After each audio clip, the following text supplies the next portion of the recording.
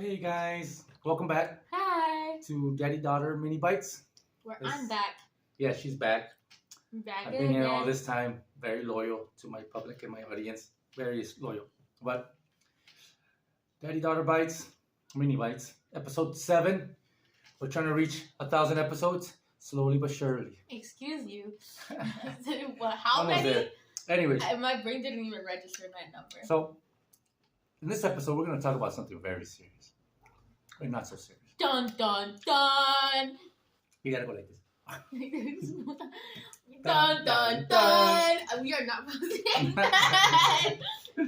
We're gonna talk about the day my lovely daughter decided to take off on her own and see the world for a good 5 hours. She ran away, but luckily she was smart enough to 45 minutes. Yeah, somewhere around there.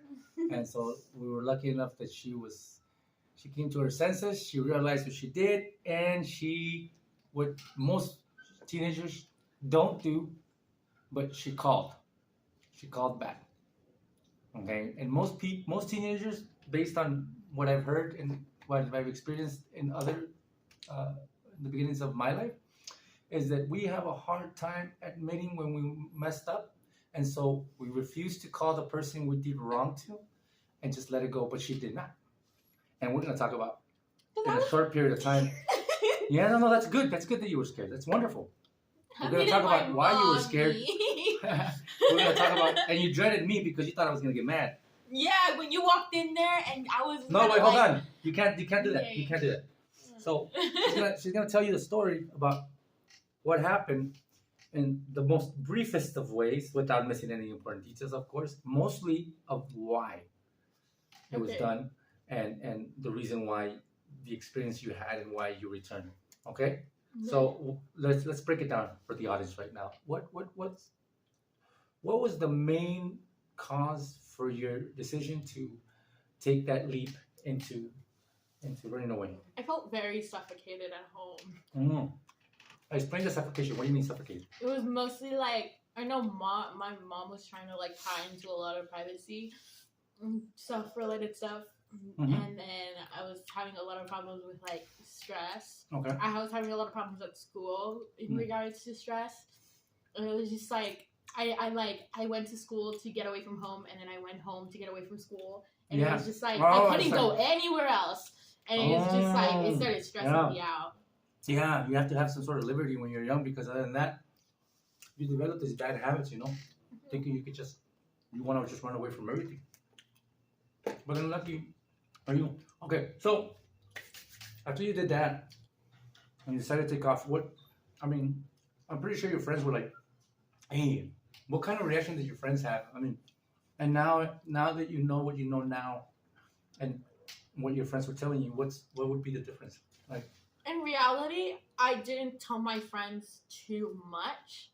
I just told them the basics. Hey, like, I feel like I want to do this. mm-hmm. And they're like, I'm going to tell you that that's not a good idea, but I know that you're probably not going to listen to me, and you're probably still going to do it anyway. So be safe. Yeah. Because I know you might not listen to me. Yeah, I have really good friends. Oh, good.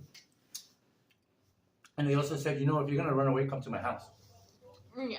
That's good. Those are good friends. You need to find yourself some friends like that are able to give you the space, but more importantly, they're going to give you the advice that you want to not hear, which is don't do it, and if you do, be safe. But it's stuff like that determines your friendships. I'm pretty sure that some of them are still talking to you as friends. Yeah, those are the kind of friends you want to keep forever. Tell me, what was your train of thought the minute you stepped out of that door? That's what I want to know, because I was at work. I didn't know what was going on. I was busy trying to make a living. Here's the thing: when I planned to run away, it wasn't just like in an one instant. time. No, you thought about it. I thought about it. For how long did you think about it? 2 months. Wow. You know what's sad?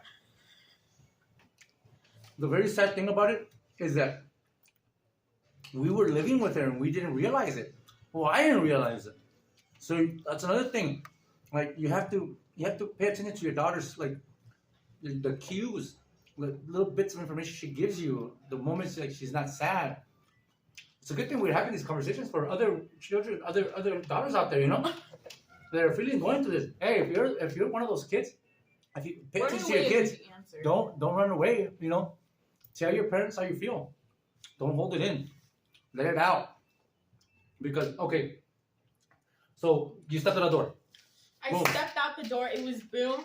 One of my stupidest mistakes is when I go places, I like to take my things. But she took a lot. She took a lot. She thinks she was going on vacation. Shortly, I took a lot. She took everything. No, but here's one smart thing I did, despite that very stupid thing I did. I didn't pack any clothes. You know what? Because that's how I was gonna be recognized. My mom knows what's in my wardrobe. Yeah. You know, they're gonna be That's like, not a smart idea. Yeah, You were no, because you didn't take any clothes, so your mom doesn't recognize you. Mm-hmm. That's a very dumb idea. So why? At the time, it wasn't, but in hindsight, it is. But you're not. People don't find me. I didn't take my clothes. Well, let's talk about people finding you. Huh? Let's talk about people finding you. Okay. Who tried to find you? Nobody really. Nobody really. Because I didn't even like successfully run away. I was still in the process of like point A to point B. And what made you change your mind? Okay. What made me change? Actually, I did What not happened to change you? my mind. No, somebody helped you change your mind for Somebody helped me change my mind. you. And God bless that person. Because we don't know if he was evil, if he was sent by God. Well, anybody. Actually, let me just make this clear. If an evil person is sent by God, it's not sent by God. He is used by God. And if a person of good comes into your life, he is sent by God. Okay? Do you understand what I'm saying? I am not saying the person that this is a good person. But he was there at the right time. He was there at the very right time. And what did he say? To put it shortly, the whole time it was kind of like an experience with God. I have two parts of the story. It's either the religious version or the like normal version. I just ran away. The other version is God was trying to ask me why. Yeah. And I said, well, I want to do this anyway. So and he's like, okay, well, I'm gonna let you do it, and you let me know how that goes. You know what I mean? It was kind of those conversations that you don't realize until after. Yeah. So I went over. I sat down because I was so tired because my stupid self decided to take 4 bags. So I was obviously tired, and God took advantage that I'm a little bit of a hoarder. So every woman's a hoarder. So I sat down on the bus bench, and this one car, after a few minutes while I was resting, my phone had died. Yeah. And so I was trying to take out my iPad because that girl gotta have her iPad. And so this car pulls up in front of me. And then he rolls down the window, and I don't remember what he looks like, but I remember the look on his face, and he looked like the devil. Anyways, he looked like because I only remember the look on his face. I did not remember what this man looked like. He looked like a demon. He looked like a literal demon, like whatever, like the guy that would be in your nightmares. Yeah. He rolled down the window. He's like, "Hi, beautiful. What are you doing here? It's really late. You want to get in my car? I can give you a ride. You want to go around?" And I froze. And you froze. And what'd you do after you froze? You unfroze. I unfroze. No, it was like a fight or flight response, and I had freeze. And what happened in that moment is that God basically came back. He's like, "You said you wanted to do this. Yeah. You know, and you said you didn't need my help. So like, this is something real. This is gonna happen. This is in front of you. That is not a good person, and you know it's not a good person. Do you want to keep doing this? Yeah. And get in danger, or do you want me to help you?" And I'm like, "I want you to help me." And he's like, "Okay." And I got the biggest burst of energy. Yeah. And this is the story that I told one of my friends. Yeah. And then she started coming to church with me because it was such a good story. But it's a wonderful testimony. It gave me like this like up of strength, and then I ran out faster than I've ever run in my PE class with my 4 bags.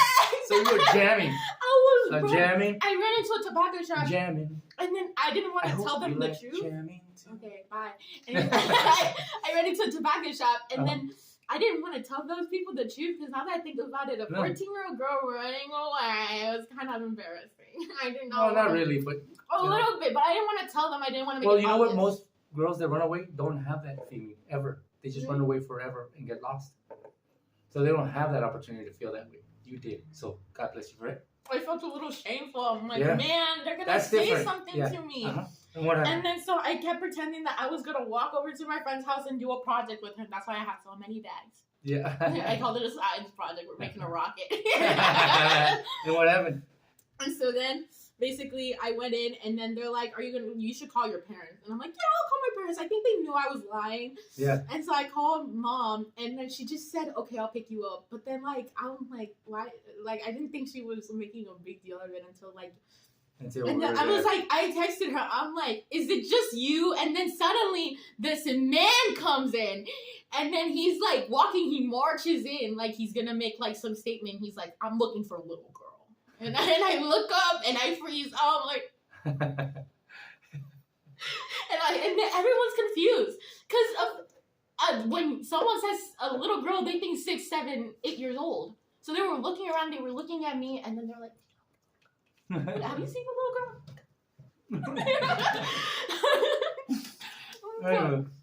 I ended up stepping up and they're like, "There you are." And then when I saw my mom crying, woof! Yeah. I'm like, I'm never gonna do that again. Yeah, it hits different. Yeah. I was just glad you were okay. You know, but look, you cut that story short so good. But I have one more question before we dismiss ourselves. Mm-hmm. What do you have to say to the little girls that are in your place? Or what do you have to say to all the dads? What are the flags that they can see? Like, what are the flags they can, hey, you know what? If you see this in your little girl, address it.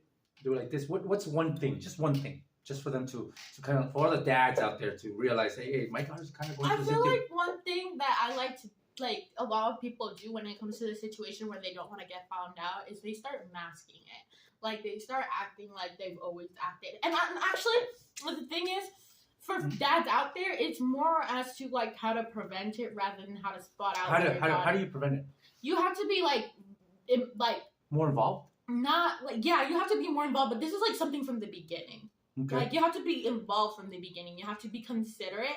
Okay. And you also have to be like available emotionally. Okay. Emotionally. That's a very important factor. Okay. You also have to consider that not all parents do this, but like consider that your kids aren't just like people that you just raised one day. They're actual people with emotions that go through specific things. They also have hardships in life, despite you not wanting to believe that. That's true. You know what I mean? These are people that have the same human emotions you have. Cada cabeza es un mundo. Mm-hmm. So they're just as equally human as you are. They are alive for the first time, just as you are, and they just want to be understood. Also, as one last thing as well. To daughters, your parents, don't be afraid of your parents. They won't judge you the way you think they're going to judge you.